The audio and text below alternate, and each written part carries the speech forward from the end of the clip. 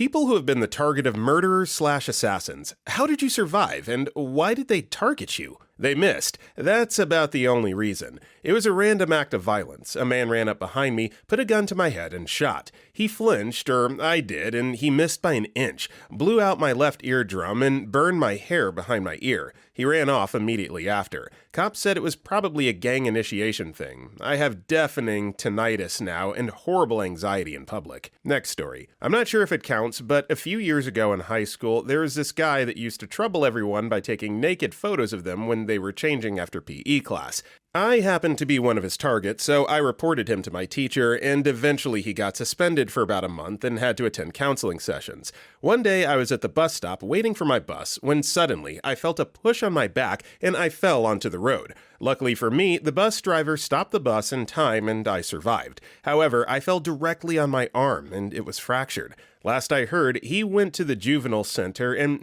no one ever had to see this devil again. Next story. I've posted about this before. I was in a really bad, abusive relationship. He had many mental issues along with diabetes. This doesn't excuse any of it, as he was aware of what his body was doing and he never got help, but it's important to know it didn't exactly come out of the blue. One night, he seemed bored and started trying to stick his feet in my face. I pushed them away, disgusted, and he exploded. It was a whole lot of action. He started by trying to choke me. I freed myself by grabbing a cat brush, the kind with the sharp metal points, and pushing it into his chest. He let me go, but pushed me to the ground and lifted his airsoft rifle and drove it into my head like he was trying to cave in my skull. At the last moment, he hesitated. I ran out of the apartment and called the cops. It didn't occur to me until later, when I was with a public defender documenting my injuries, that he had really wanted to kill me.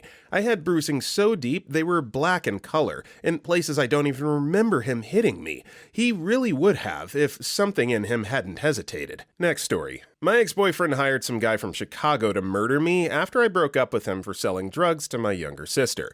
Fortunately, my ex and I both had a mutual friend who found out and had more pull with the attempted assassin. Both were Polish immigrants. Ex calls me up later and demands $2,000 from me because he, quote, didn't get what he paid for, as the hired gun wouldn't give a refund. Next story. No way to prove it, but had all the lug nuts on my truck's front passenger rim loosened, which caused death wobble so bad I almost crashed in the fast lane of the freeway. Luckily, the rim stayed on. I had ghosted this one guy, and part of me suspects he came and loosened my lug nuts in retaliation. My boss discovered it, being the nice guy he was. Yeah, this doesn't happen accidentally. This happened with intent. Someone was absolutely trying to sabotage you. The ex story or the person that you ghosted sounds plausible, but man, the things that people do when they get their feelings hurt, that's awful.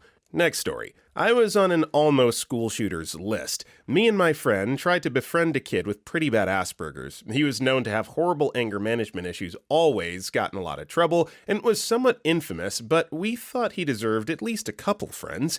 The plan was to just kind of sit with him at lunch and, apart from that, carry on with our lives as normal. But being he had very little social skills, never had friends, and no boundaries, he didn't know how to handle it. Very sad. He would come up to us at bad times while I was at practice, talking to girls or teachers, and would message us online day and night. We tried to have a talk with him about boundaries and how friends give each other space, etc., but this just made him feel rejected and infuriated him. He became more obsessed and more persistent. Around this time, I got my first girlfriend and started hanging out with her at school, so my other friend was the one who had to handle it more than I did. A few weeks later, I found the kid tried to beat the crap out of my friend. He got stopped by other kids and the campus police officers. He was expelled and sent to a school for people with disabilities. I was honestly relieved he would be somewhere more equipped to help him. After that, I kinda just forgot about it. About 3 months later, I got called into the administration office and walked into a room with the dean of students and a police officer. I started panicking because in those days I smoked a lot of weed and thought I might have gotten caught. I was informed that the kid's mom found a list in his room of maybe 10 people that he wanted to shoot. We were number 1 and 2. His parents were divorced, and I guess the dad had guns, so the mom panicked and called the police. The officer asked me if I was scared. I said no, I thought the kid was the kind to make empty threats out of anger and wouldn't go through with something like that, but my friend was terrified. I don't know what came of that from a legal standpoint. Last I heard, the kid got help and figured it out and is going to college. He actually messages me happy birthday every year. I don't respond. Yeah, it's like, great, glad that you turned your life around, but I'm definitely not responding to your birthday wishes. That's just weird. Next story. About a year ago, I was walking my dog at night when I saw this really beat up old Honda Civic pull up on the other side of the road. I noticed that two similar cars positioned themselves on the roads perpendicular to me, both behind and in front of me. I was boxed in. This kid, no older than 19, gets out with two other people, and the kid reaches for a gun in his waistband and makes a beeline toward me. A random car passes and they all scatter. Once the car is gone, they come back and try to do the same thing. But another random car passes again, and they take off. I made the quarter-mile run home in about 2 minutes. My guess is I was the victim of a gang initiation, and they ran away when witnesses saw. Edit. I've been getting a lot of comments about how I'm a slow runner. My dog is old, and I have knee and back injuries from years ago. Sorry, I'm a turtle, I guess. LOL. Next story. I was almost murdered. If it wasn't for my manager, I would have been. My sister set me up on a date with her friend. I ended up having to work the weekend, so I canceled. The date went out with someone else, and afterwards invited him to her apartment. Right before they went inside, someone killed them both with a gun. It turned out to be a jealous neighbor of the girl who she was also messing with. That could have been me if I went on the date and she decided to let me in for tea. Next story. While it seemed strange at the time, I actually didn't find out about the circumstances until 20 years later. I worked at the White House during the Clinton administration in an IT capacity and was traveling on a trip to the Philippines and the APEC conference in Jakarta, Indonesia. We had flown into Manila late and hopped on the bus to the hotel with the staff motorcade. Everyone was pretty awake and we were all BSing on the ride to the hotel. About 45 minutes into the ride, I look out the window of the bus and we're on a narrow road lined by corrugated tin shacks. It really seemed strange at the time, since why would the road from the airport to the nice hotels in Manila have to go through this neighborhood? We eventually arrived at the hotel, and it was quickly forgotten. 20 years later, I'm watching a series on the History Channel about the United States Secret Service. This one episode was about how the Secret Service coordinates with intelligence agencies, and talked about on a Clinton trip to Manila where they overheard Al-Qaeda was talking about a wedding cake under the bridge. Wedding cake was a known code word for bomb. Clinton was diverted to the alternate route and undoubtedly got to the hotel a lot quicker than we did. It turns out there was indeed a bomb under the bridge on the route to the hotel. I was obviously not the target, but it was crazy, and many of us could have been collateral damage. Next story. This girl who thought knew me messaged me on Instagram. Even though we never met, we continued talking. Turns out she had a boyfriend who went to my school, and he threatened to kill me if I didn't block her. He actually brought a knife to school that day, too. Nothing happened to me, while the kid with the knife was expelled after a teacher saw the knife in his backpack. Next story. My father was involved, as competition to them, with the Russian mafia in Finland in the late 90s. He sold weapons, did some protection services, loan sharking, and other stuff. He ended up killing someone connected pretty high up to Russia and got a hit on his head. Being his only son, I was in danger as they couldn't get to my father. Me and my mother moved across the country under a different name. They ended up kidnapping my father's then-wife, took her to the woods, and shot her. This was a pretty big deal since the Russian mafia had a strict rule not to usually do hits on women or children. Edit. There's a very good, in my opinion, Finnish movie. I'm not even going to try to say that, guys, that brushes slightly on this topic and reminds me of my childhood a lot. The movie mostly revolves around some neo-Nazi groups, and the story isn't about hitmen, but it is an incredibly accurate depiction of life, the people I knew, and some of the stuff that I saw at home and the world I grew up in northern Finland. It's by far the most realistic movie made about these groups in Finland that I've seen to this day. Highly recommend watching it if you find it subtitled somewhere. Despite being openly and violently racist, my father wasn't officially a member of any ideological group like neo-Nazis, nor did he have any gang-related tattoos or insignias. We knew a lot of neo-Nazis. Many were our very close friends, and he did business with them a lot, as they were one of the most powerful groups at that time. They were the ones, mostly, that ended up protecting me and my mother after my father got the hit on his head and we had to disappear. Next story. It technically wasn't a murderer or an assassin, but I was a combat medic in the army for 4 years. It was a small patrol in Helmand Province, Afghanistan. We knew it was a rather hot area for insurgent attacks, and that's why we patrolled it so heavily, but we were moving through a small group of compounds and houses when we were ambushed by a small group of insurgents with AKs and RPGs. During the very start, a RPG landed 7 meters from me and threw me to the ground. A friendly soldier was also hit by the shrapnel from the RPG. While he was down, he was hit 2 more times by AK fire. I took a man and I dragged him back into a ditch we were taking cover in, while the other men covered us with the M249 PIP. We had to move, so I put him on my shoulders and carried him to a rather big pipe under a bridge. While I was trying to get his vest off, I noticed that I was now alone. The rest of the patrol had forgotten about us and moved in the compound for better cover. I didn't know where they were at the time, but I was trying to call on the radio for their position, but I needed to tend to the injured man. While I was trying to stop the bleeding from the shrapnel, the 2 AK rounds were stopped by the body armor we wear in our plate carriers. While I was tending to him, I heard footsteps above me. I made a dumb decision to tell our squad's lingo, a walk with the white rabbit, run with the red queen. And no one responded, so I knew it was enemy at that point. I pulled out my M9. My M4 was under the down man because he rolled over it. A single man jumped down behind me and rushed me. We struggled for the gun for a couple minutes until I got my hand free and pulled my bayonet and swung it at him. It cut his arm open pretty good and started gushing blood very fast. I went to go stab him, but he grabbed my arm and we went to the ground with me on top. I pushed the knife down on him with him resisting, but I eventually got the knife in his chest after 5 to 6 minutes of fighting for his life. He slowly started squirming his legs and screaming, and I covered his mouth so any other insurgents heard him and came to help him. After I was sure he was dead, I went to start helping our down man again. I kept calling on the radio for help, but it took 4 minutes for me to get a response from a British outpost who sent out an MRAP and Warrior IFV to help. After I stabilized the injured man, I started feeling pain in my leg, and turns out, while fighting for the knife, he stabbed me in my leg with an AKM bayonet, which was still in my leg. I pulled it out and threw it on the ground, and just about that time, the British QRF arrived, and a medic and a specialist carried me and the downed man to MRAP.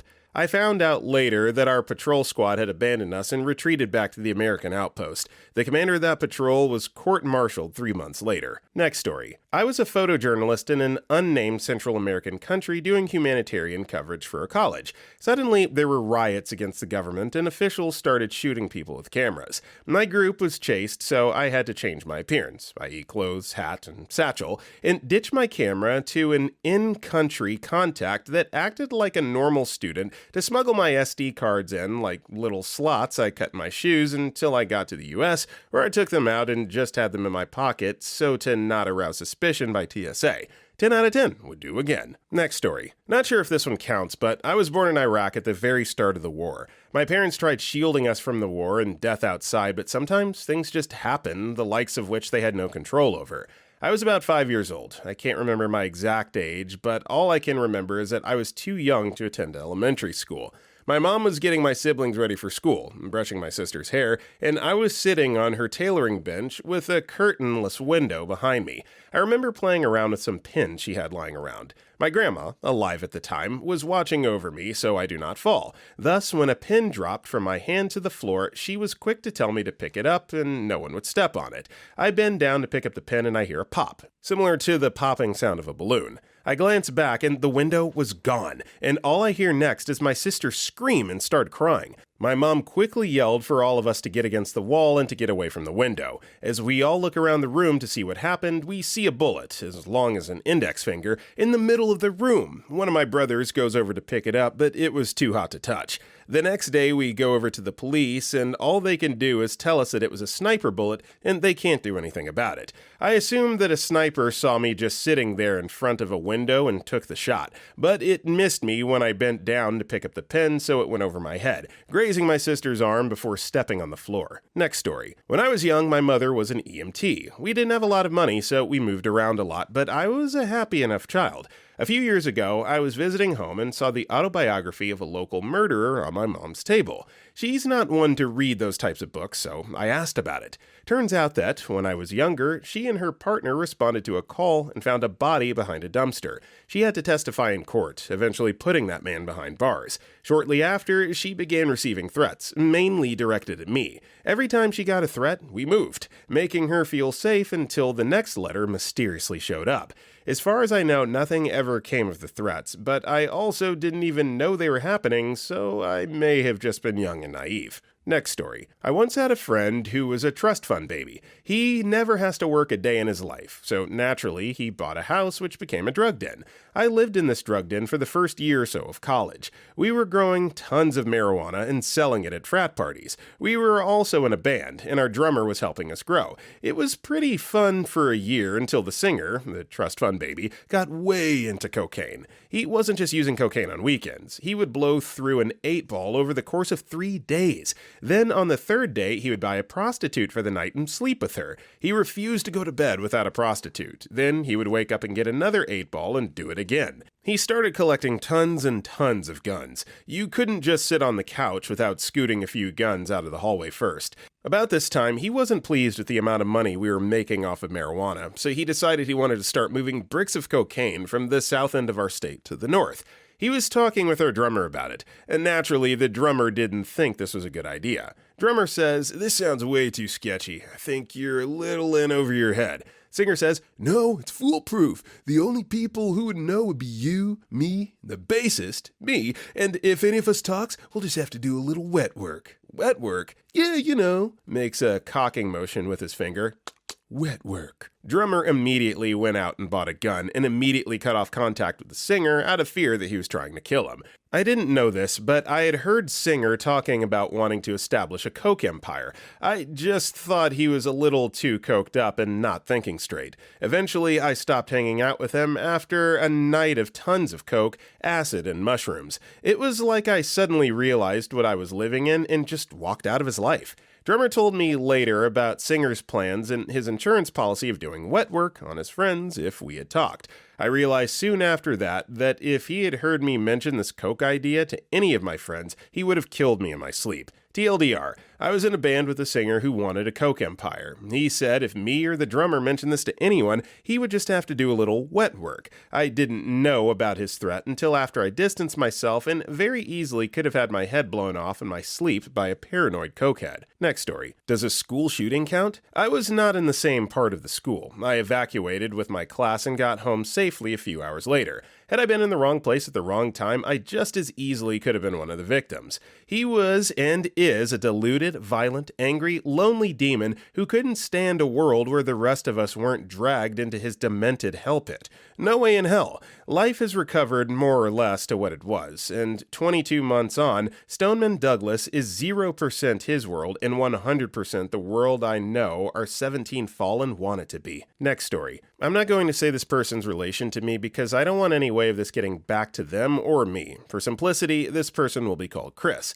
Chris has a pretty bad stepdad during their youth, the kind that made Chris steal, swindle, cheat, and con others out of money for his benefit. This was when Chris was around 10 or so, and went on for around 6 years. Chris's mother and sibling were terrified of the stepdad and tried to find ways out. A couple of attempts later, and the stepdad was getting more angry than usual. I can't remember the spark that lit the powder keg, but I know of 2 times when the stepdad tried to kill the family. First one was when he hired a local to break into the house and shoot them. What happened was that the local came to the house and told Chris and his family that stepdad tried to hire him, but he refused. This was when they finally left. Chris was around 19 to 21 around then.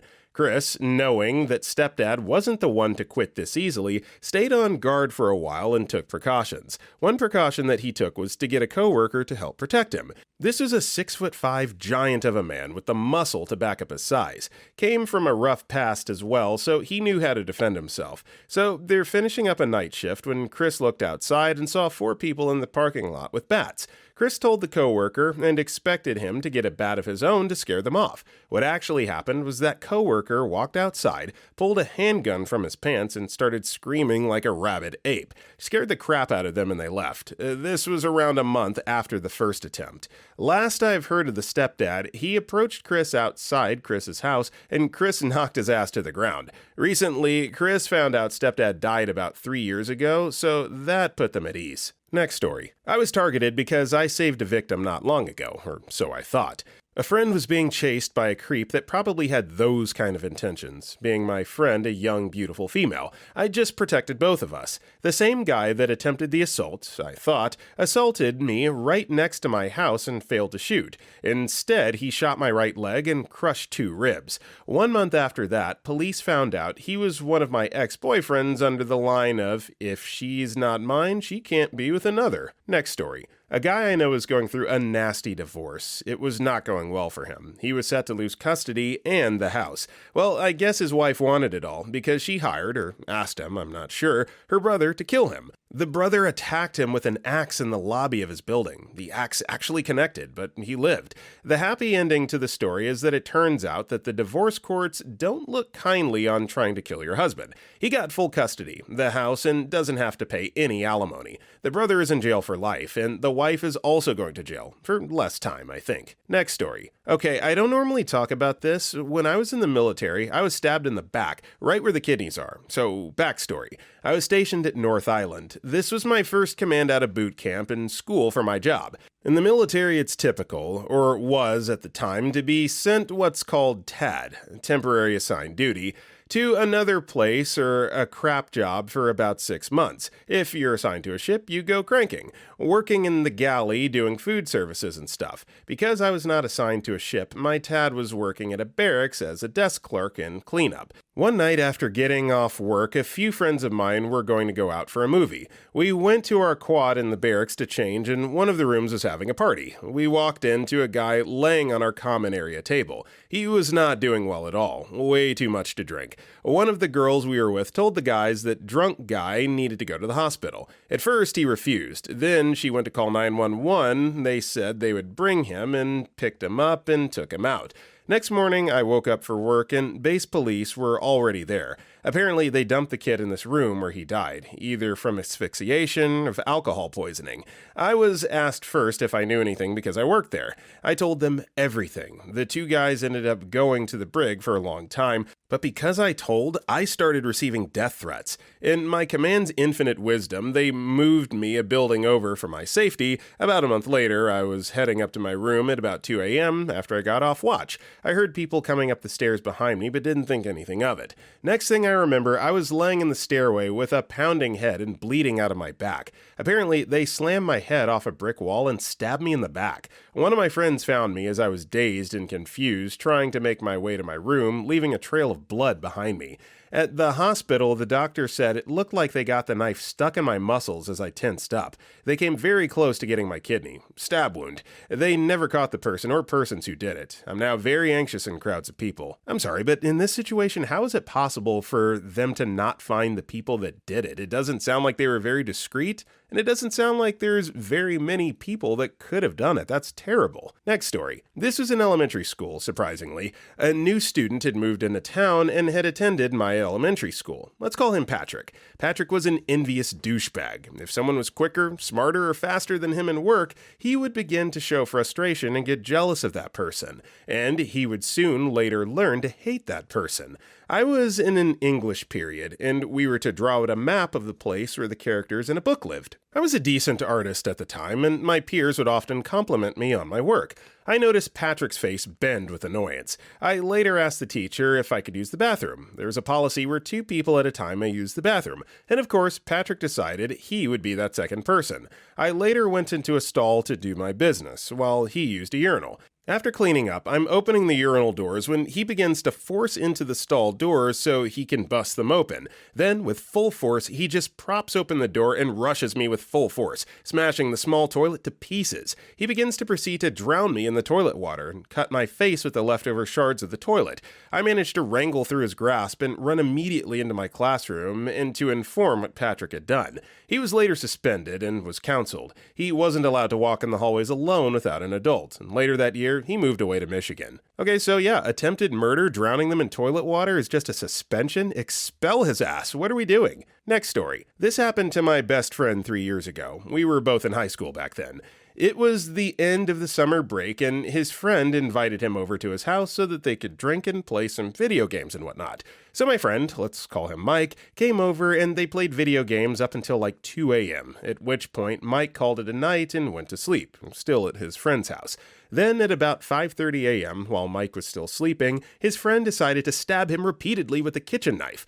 Mike woke up and immediately ran outside. Thankfully, there were some women outside who were on their way to work and who, upon seeing him, called the cops and an ambulance. When the ambulance came, Mike was almost dead. The doctors apparently told him that his blood pressure was 40/20 mmHg when they found him, though I'm not sure if that's true.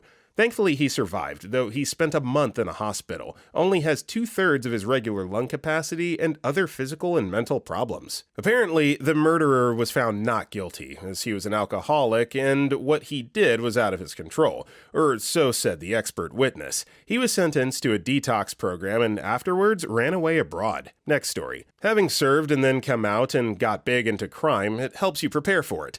It makes you constantly paranoid, and it still does. Like if a random guy stares at me across the street, it instantly clicks and adrenaline kicks in. I'm always on alert, and only time I can ever relax is when I'm home and my house is locked down and secure. I've had 10 plus attempts on me for what I was doing, and if it wasn't for me being prepared and pre-trained in these situations, I wouldn't be alive. If I was dopey and a mental potato, I would be dead. If you're gonna do stuff that's going to make people come after you, you better be prepared. Preparation is key. Next story. Random attack on my way home after a night out. I think they were trying to rob me, but weren't expecting me to fight back so hard. I ended up being stabbed 8 times in the head, torso, and body, and my eye was hanging out of its socket. I survived by pure luck. I had deep knife wounds near my bladder, lungs, heart, kidney, and brain, but none were fatal. Luckily, my phone was in the inside pocket of my jacket, so I was able to call an ambulance once they ran away. I didn't even know I'd been stabbed until I'd crawled to the side of the road and the blood started pouring out of my head. Also, this happened in the UK, so I didn't have to pay a penny. Next story. Not exactly murderers, but I'm pretty sure they have killed people before, but I've been kidnapped 3 times, last time being 3 weeks ago, lucky enough to still be alive. 3 weeks ago, I was kidnapped at the beach, taken on our boat, and was left adrift. Had to swim more than an hour to get to the closest quay. It was already dark around 7 to 8 p.m. I think you just do anything to survive. I don't really know why I've been targeted. I think it's just pretty bad luck and living in a dangerous city like Venezuela. Yo, OP, I don't know how old you are or how much say you have and where you live, but it might be time to get the heck out of Venezuela. If you've been kidnapped 3 times, including 3 weeks ago, and you're posting on Reddit about it, man, get out of there. Next story. I was on holiday with my daughter in London, and whilst I was walking down an alleyway, I had a sniper shoot at me. The bullet snagged my arm slightly, and I lost a lot of blood, but it was not life-threatening. After this shot, I ran, puzzled as to why I was targeted.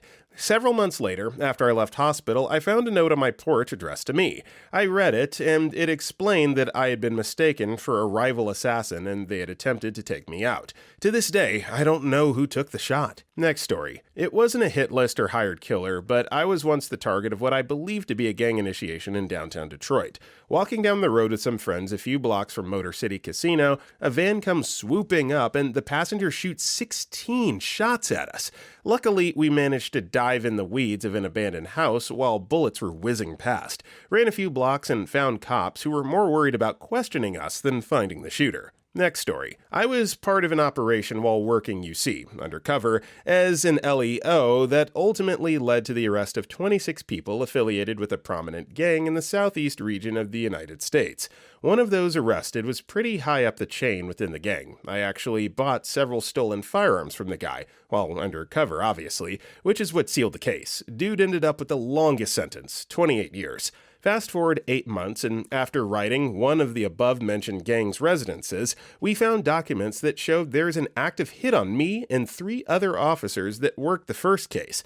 It had a ton of personal info about each of us that we still haven't figured out how they acquired it. Next story. When I was a kid, my family and I moved to South America. When I was about 17, a gang tried to jack me while I was with my mother. I floored the car and ran over and killed one of the members. We went to the police, and when it was all sorted out, the remaining gang members found our house through, I assume, my license plate and came to kill us in the middle of the night. Luckily for me, my father and 2 brothers all had weapons and were able to hold them off until the police came. We killed 3. The week after, we moved back to England, where there are no guns and not as much violence. People ask me all the time if I'm sorry for killing them people, and I'm not. And I'd do it again if I had to.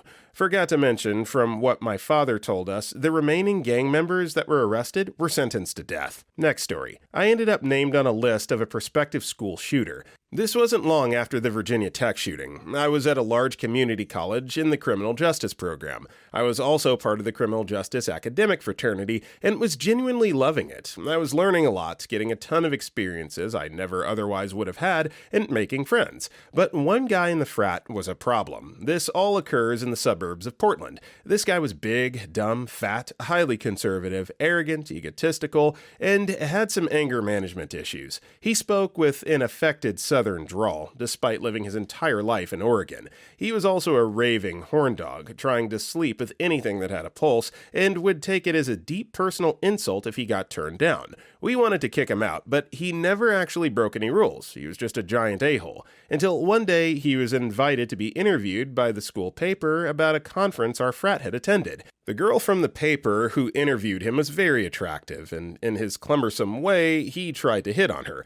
She shut him down very bluntly and quite publicly. This snapped something in him. He stopped participating in frat events, barely participated in class, and the stuff he was posting to Facebook and MySpace, tells you how long ago this was, started to sound a lot more violent. Being that the rest of us were studying to become cops, this was something we all agreed to watch. And then he wrote a comment that blew everything up. I still remember it vividly. Ave Maria would make a great soundtrack for a shooting spree. It really inspires creativity. Like I said, this wasn't long after Virginia Tech. A bunch of us immediately notified the school about it. They in turn contacted law enforcement, who started an investigation. I'm not sure what else they found, but it was enough for a search warrant. What they found was a ton of guns and ammo. Not a surprise. Everyone in that frat owned at least one gun for firearms competitions. But the big things were hand-drawn maps of campus detailing shooting lanes, escape routes, buildings/rooms where intended victims would be, where campus police patrolled, and where law enforcement backup would come from.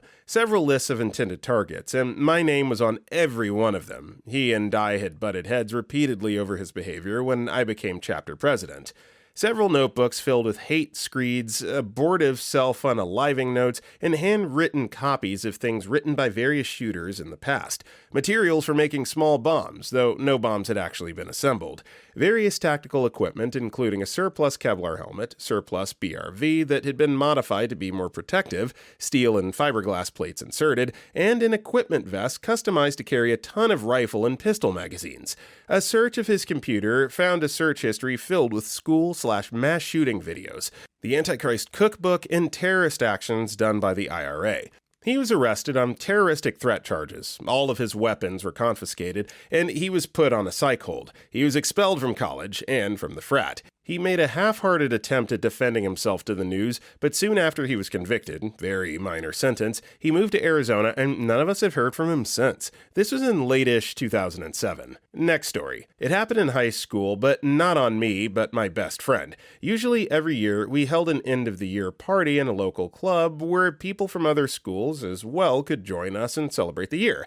That particular year, my best friend hooked up with a girl from another school. Let's call her Anastasia. Anastasia already had a boyfriend from her school named Kyle. Kyle was an interesting person, very quiet and very short-tempered. A day before the party, Kyle caught my friend and Anastasia having sex in her house. He saw them because he climbed his window and told his friends that he was going to kill both of them. I found out because one of his friends was my younger brother, who always told me everything about what his crew was planning to do that was related to us. This wouldn't be the first time we would fight them. I gathered my friends, including him, and tried to convince them not to go to the party, but they didn't realize how bad the situation was, so we went to the party. At the party, almost 2 hours after it had begun, we heard Kyle shouting our names and asking us to come out, and my friend wanted to seem as the cool one. He went outside to confront Kyle, but he was ambushed by 2 other guys who started beating him up, and the rest of us went out to help him. We all started fighting them, and if I remember correctly, it was 4 of us and 3 of them, minus my brother, of course, since I told him to stay home. And Kyle pulled out a kitchen knife and stabbed my friend in the stomach and started running. My friend fell down, shouting in pain, and the other guys ran away too. My friend stayed with my stabbed friend and thankfully knew not to pull out the knife, since it could be the only thing keeping him from bleeding out, and I ran after Kyle.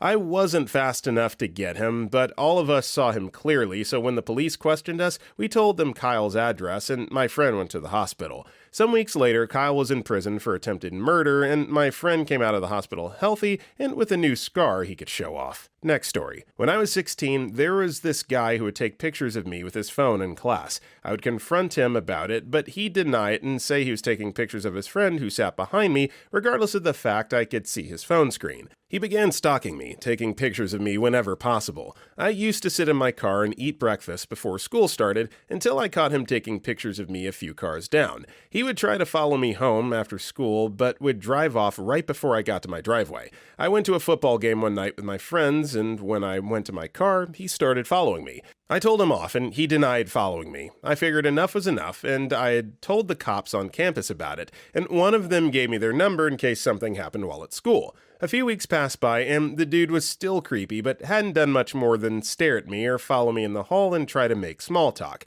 I got a text message from an unknown number while at lunch at school. They said they were my journalism teacher and that they needed me to go take pictures of some construction work on the new school nearby for our yearbook. I was about to head toward the parking lot to get my camera from my car, but decided on a whim to stop by my teacher's classroom and ask if I could take one of the fancier cameras instead of the ones the school distributes to the journalism staff.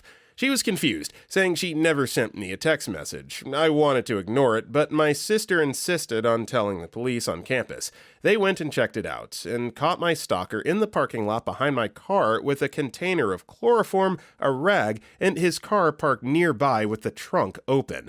I never found out why he targeted me specifically. Because you're pretty is the only answer he had ever given me. Police guessed it was my stature, that I'd be easy to haul off. His phone had hundreds of pictures of me on it. He went as far as separating them into folders, eating, with friends, in car, etc. I haven't seen or heard of him since they sentenced him to jail time. Next story. I knew these brothers in high school. The younger brother and his older brother used to always get into fights with other people. For example, they'd start fights and or steal things or talk to other dudes' girlfriends. Anyway, guess the younger one pissed off the wrong person because one day they rolled up on him in a car while he was walking to his house and got out to jump him. He heard them say, "That's him, get his ass," before they got out of the car, and he said, "F you, you'll have to catch me first." And then he took off running through several yards and jumping fences, but they did eventually catch him, and they beat him up pretty bad. One of them actually got out a knife and was trying to stab him, but he said he grabbed it with his hand and wouldn't let go. His hand got cut up really bad, and he said all he could really remember was grabbing the knife and holding it and thinking that if he let go, he would die.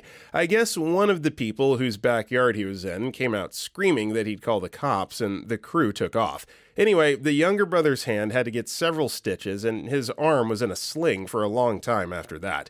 Also, his face was a complete mess, but after that, he stopped being an outward prick to just about everyone. He'd still steal crap, though. No idea what either of them are up to these days, though. Haven't talked to either of them in 20 years. Next story. Summer 2009, Vancouver Island. Myself, my girlfriend, my best friend, and his girlfriend were all bored on a weekend, so we decided to go camping. We didn't have a registered camping spot, so we went out to Lake Cowichan, towards KQ's, and found a dirt boat ramp way out in the bush around the lake. When we first got there, I noticed right away how many bugs were on the ground. They were everywhere, but we didn't mind as they were mostly beetles.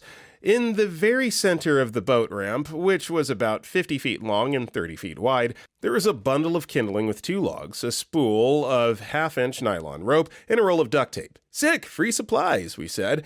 As the night went on, we kept hearing noises in the forest around us, and discounted it as a large animal, maybe a bear or deer. We tried to scare whatever it was off with the .22 and a few rounds we had, and by throwing rocks into the bush towards the sound. We kept drinking and enjoying our night, and around 2 to 3 a.m., we decided it's time for bed and all got in the tent. As I was lying there, I just had a bad feeling in my chest about the situation, so I couldn't sleep. As I was laying there awake, I could hear what I thought was someone wading through the water coming towards the tent a few times. I eventually sat up and said, "Ah, we need to get the F out of here." Immediately, the other 3 popped up and agreed. We quickly filed out of the tent with my buddy leading the way and myself bringing up the rear. My buddy got into the driver's seat and we all piled in the rear driver's side door. Dice went to go, and of course the tires of his 1998 Pontiac Sunfire spin out. We can't get traction, so I jump out of the car without saying anything and start pushing to help the car up the hill. Once we got up the hill, I could just feel the burn of someone's gaze on my back. Maybe it was just anxiety or paranoia, but I felt terrified as I was pushing the car. I hopped in the car as it was rolling, and the driver pinned it. As we took off, the bush from the other side of the boat ramp that I heard noises, a boat with nails sticking out of it, every which way slid into the road in front of the car. I yelled, "Dice!" and he replied, "I see it," as he swerved pretty well off the road to avoid it. We fishtailed and he regained control after narrowly avoiding the ditch. We managed to escape and reported it to the police. The cop in the lake cow told us to never camp out there like that, and to only camp at real campgrounds. He said that there were crazy people out there that they don't know, and people have gone missing. He warned us to not go back. So we went for our stuff the same day. The beer was gone, but the case hadn't moved. Our tent was rummaged through, and the clothes we had left were gone. The duct tape, rope, and our hatchet were also gone. I've never gone back since, but I truly feel like our lives were in danger. Next story. When I was in LA, a dude with a knife came to me and my friends yelling threats to us and started grabbing one of my friends by the arm trying to stab her. I don't know if it's what you guys call an assassin, but it was super scary and creepy. My friend, super athletic though, just ran away and me and the others just stood there looking flabbergasted, and after a very little moment, that seemed like an eternity, we followed our friend out of the place. I don't know why he went to us, but maybe because we were young and seeming careless. He didn't even try to steal something, but yeah, we totally ran away, unlike the action movies in which guys start a fight with the aggressor, but in real life, that's super scary and brains just stop working. This is my life of scared-ass biche, but never mind, I'm alive.